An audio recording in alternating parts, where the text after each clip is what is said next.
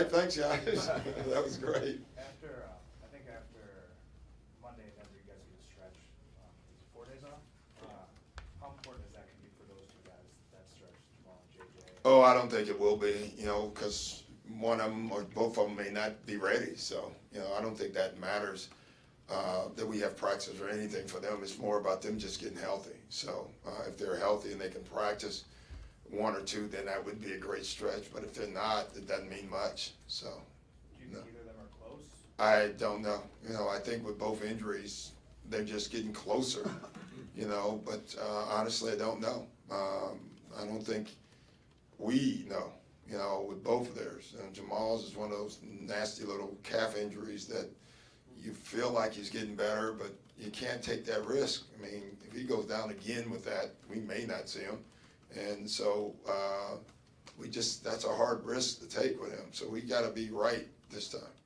Would that break then be better for, like, say, Chris Paul? Yeah, that's what the break's good for, is Chris and Blake and DJ, even though DJ swears that he wants to play 48 a night. I think that's good for them. I also think guys like Danny Granger and the new guys, I think that gives them a chance to take a breath and, get probably situated with their life, off the floor, because they've been thrown in and just playing games.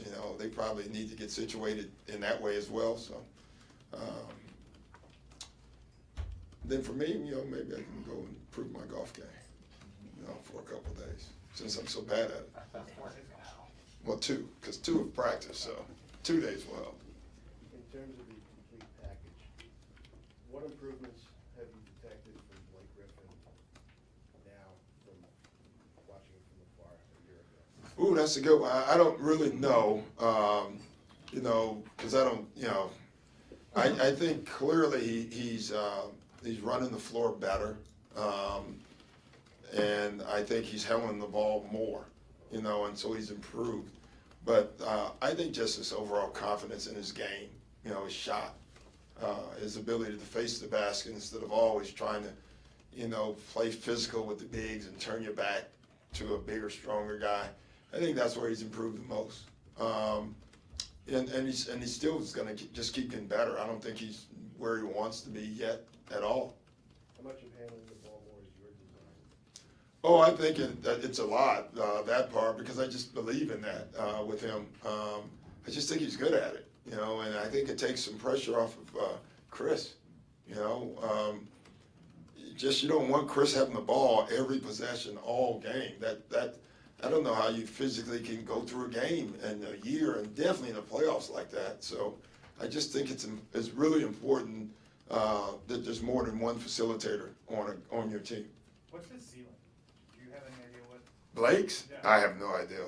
I don't know if there is. I'm sure there is, but I don't know what it is. And I don't want to be the guy to tell him there is. I think if you are always in pursuit getting better, you'll find your ceiling at some point. He's too young to even be thinking about it. I know you don't want him to change his game at all, but does he sometimes play too reckless for his own health? Yeah, but that may be the reason he's so good. I don't know if it's reckless or with speed, but you got to be who you are. When we had a guy in Boston, Delonte West, who was always injured. But if we had told him to play any differently, he wouldn't have been a very good player. And so you just have to let him be and play that way, and then hope he stays out of harm's way. Is it a testament kind of his toughness and maybe conditioning that he's been pretty durable despite of how he plays? Yeah.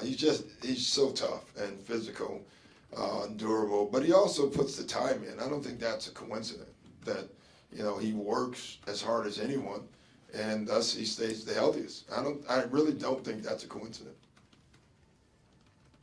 Doc, in preparation for this game, do you watch their last 2 victories over Phoenix and Golden State? Yeah, they're a better basketball team. They've made 2 really good moves, adding Dang, and then Halls gets no play, which is amazing. He's a good, solid basketball player, and he's really good for them because before they had those 2 bigs that you could trap a lot.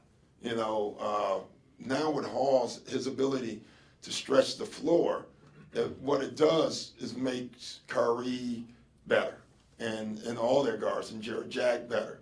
And to me, that's why they're so much better now, is because they're not as easy to game plan. Before, you could game plan them defensively because you can keep both bigs in the paint and kind of clog it up and turn it into a jump shooting contest with them.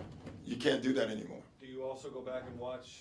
Yeah, I do. I honestly, I don't know what I learned by that, except for, you needed like 3 Diet Cokes to stay awake watching that game. That game was horrible to watch. It really was. It was an awful game. And literally by both teams, they were just less worse than us, in that game. So, but you do learn some stuff. I've known Mike a long time, and he's a terrific defensive coach. And, so you kind of see what they're doing, trying to do against you. Doc, what are they doing differently defensively? They're showing a little less. Hey, back there, Mary, how are you? I don't know how you're doing this.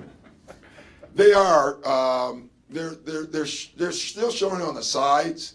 They did that early in the year, but they're in sophomore in the middle in their pick and roll coverage, and they just seem to kind of know where everybody's at better. And it takes a while.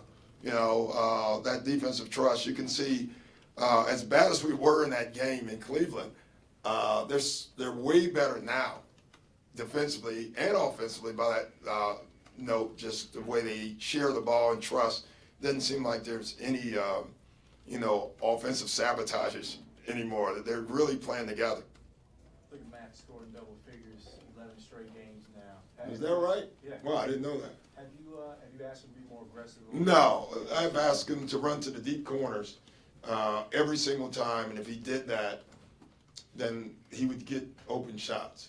That's the only change we've made, and it took Matt and a lot of the guards to trust that. And what it does, it opens the floor for us. It makes it very difficult defensively because it flattens the defense out, and it gives Matt a chance because they got to pull in to help with Blake's speed.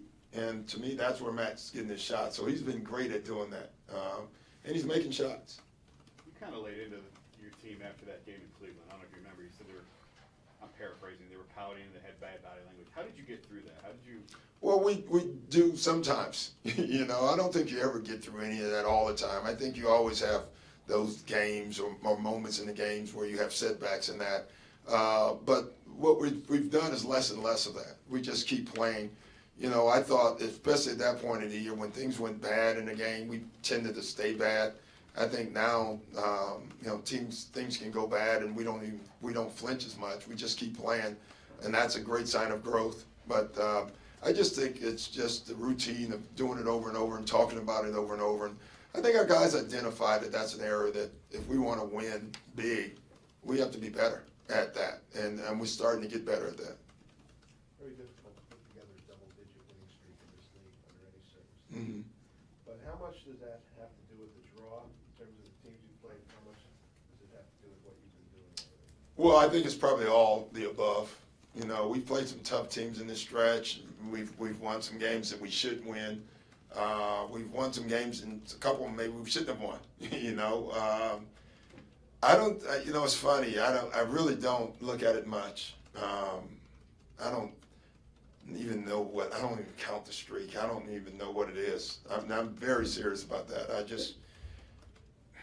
I hear it more from you, and every once in a while somebody will tell you that you're doing well. But I mean, honestly, and I'm being very. It really does not matter. I don't know what you get for winning games in a row in the regular season. There's no, we had the longest win streak in the regular season trophy. So it really does not matter, and it shouldn't matter. You shouldn't get all excited about it. I'm not. I think it's better to win than lose, and that's what you get out of it. All right, there may be fighting in there. I gotta go.